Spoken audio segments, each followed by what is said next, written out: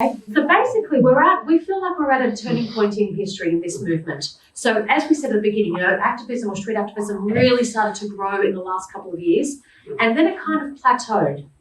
And I think now what's happening is people are realizing, we need more direct action. And it's because they're looking to the science, we're looking to previous social justice movements, we're learning, we're seeing what works, and we have to start applying that.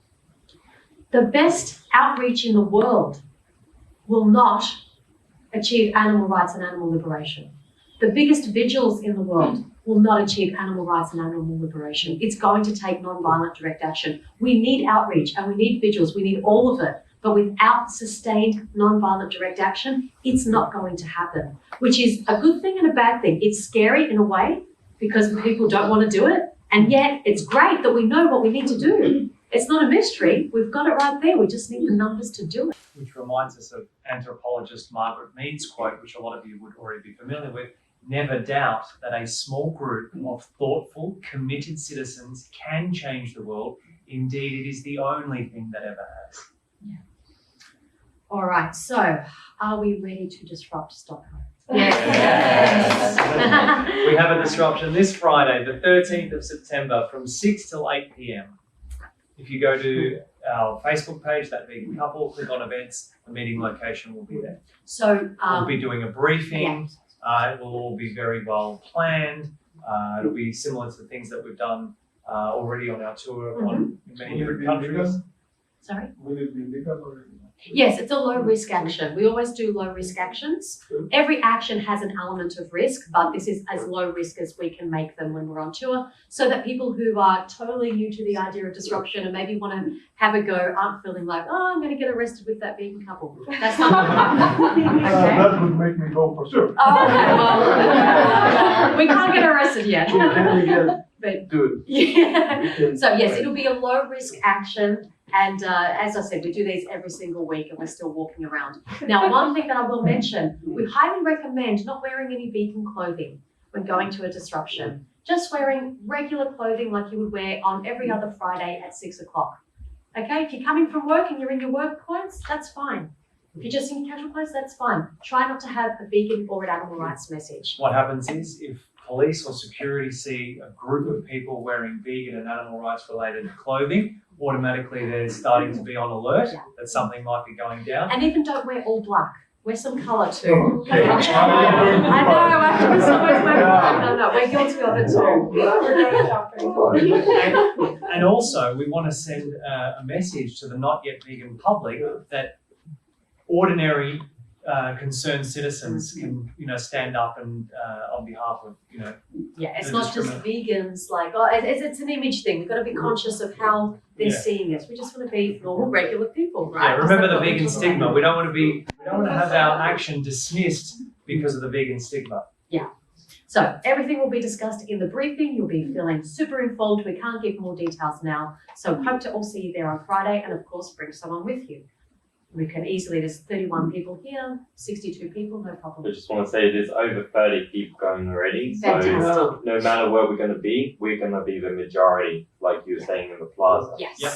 So if we can even up that numbers even more, we're going to stand so strong and people are really With 30 people, you feel totally like you're cushioned in a loving family. Yeah. No one's going to stand out. It's a good sized group. There's only 2 people that security or police will come after. That one with the speaker and this one with the camera. Okay? So we've got it. Everyone else just feels super comfortable and we're disrupting together and it's all good. So it's very important that we keep perspective when it comes to this issue of sharing content if you're worried about backlash. There are some people in this movement that are literally risking their lives and their freedoms to organize and carry out actions, to go undercover, to obtain footage. They are in very serious situations. The least we can do is share their work. As Albert Einstein said, those who have the privilege to know have the duty to act. And as vegans, we all have the privilege of knowing what is being done to animals, and therefore we have the duty to help share the truth in some way. And of course, we understand that a lot of people don't feel comfortable with the backlash that will likely come when you share this kind of content. So a lot of the questions that were sent is, how do you deal with online hate and trolls? Okay. welcome to our world. This is what we do. Our advice is to embrace the hate. Embrace it. Trolls help your platform grow. Okay, all that negativity, it's okay. It helps your platform grow. And this is why it creates engagement on your posts. The algorithm doesn't care if someone sends you a message saying, I love you so much, or someone sends you a message saying, I hate you so much. It doesn't care what the message is. It just cares that there's engagement. And the more those trolls and farmers and carnist haters get involved, the more engagement it creates and it spreads your message, your content.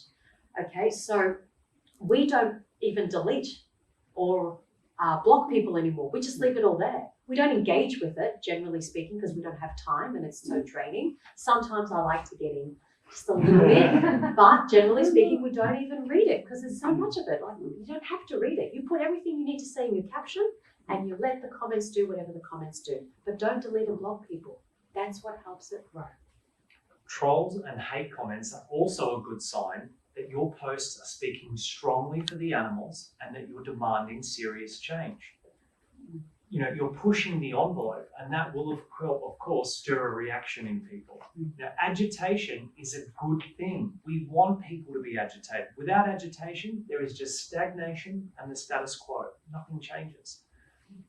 Our job as animal rights activists is not to make people feel comfortable. They're already feeling comfortable about exploiting animals, right? Our job is to speak strongly for the animal victims and to demand serious change. I'm reminded of Gary Yourofsky, who was interviewed by Israeli media a number of years ago. And he said, you know, when we look at revolutionaries like Mahatma Gandhi, Rosa Parks, Martin Luther King Jr., Cesar Chavez, we all now collectively respect and admire them. And yet, they were not necessarily popular at their respective times. In fact, they were despised by many people because they were trying to create massive social change. And as human beings, we're hardwired to resist change, right? So we're going to resist it first. It's only now, with the benefit of hindsight, that we look back at those people and we think, oh yeah, they were right. They were simply standing up against injustice. Now mark our words. In 50 years from now, when animal rights have been enacted into legislation, history will look back at animal rights activists and they, in the same way that we now look back at other activists from other social justice movements. It's just that right now we're going to have to weather the storm a little bit. So we're all going to have the t-shirt, we told you so. All right. So taking all of this into account, we're concerned when we don't get hate. Okay, we're concerned when we don't get hate, right? Because the hate messages mean that you're being effective. Again, you're stirring that reaction. So we use that as a measuring, gauge. Like if we just get all positivity back, it's like, well, we're not reaching beyond the vegan bubble. We want to reach those people that are going to feel, oh, agitated. I don't know. I can't look at that. I don't know what you're talking about, vegans over there. And oh. That's so true. I need to unblock people. Yes, don't block people. Unblock them, right? That's a good sign. Remember, we're not here to rock the boat. We're here to sink the boat. Okay? Again, keep in perspective. Meaningless words on the internet. They mean nothing. They mean nothing. They're just words on the internet. Compare that. Keep that perspective. Compare that to what the animals go through. They're going through hell. They can't escape that. We can escape the negativity. We can switch this off. We can switch that off. We don't even have to read it. They can't escape that. So we need to keep the actual victims, the animals in mind. And that helps us keep going and deal with any negativity that we face. Losing a few Facebook friends, big deal. You can get new friends. Compare that to animals losing their lives. They can't get new lives. Right? And if people do unfriend you on Facebook, that's a great thing. Imagine posting something that's so full of the truth that someone can't even bring themselves to look at it on the feed and think, no, I've got to get this out of my mind, out of my life. I have to unfriend you. Wow. But guess what? They can't detach from what they've seen. They can't unsee what they've seen on your post. Those seeds have been planted, forever, fixed. They know where bacon comes from. Right? That's very, very powerful. And if the hate gets intense, remember that the wind blows hardest the closer you get to the mountaintop.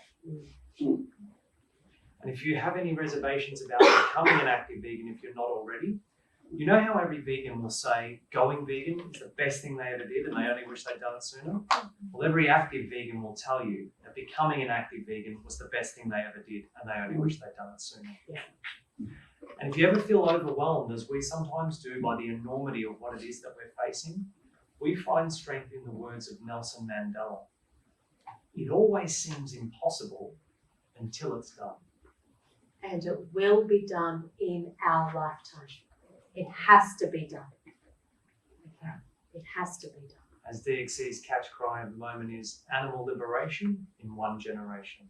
And this is the generation. But it's going to take all of us, remember, getting involved in sustained, non-violent, direct action. Because as we always say, going vegan is not the most we can do. It's the least we can do. Thank you Thank you, so Sweden. much, Stockholm. That's it.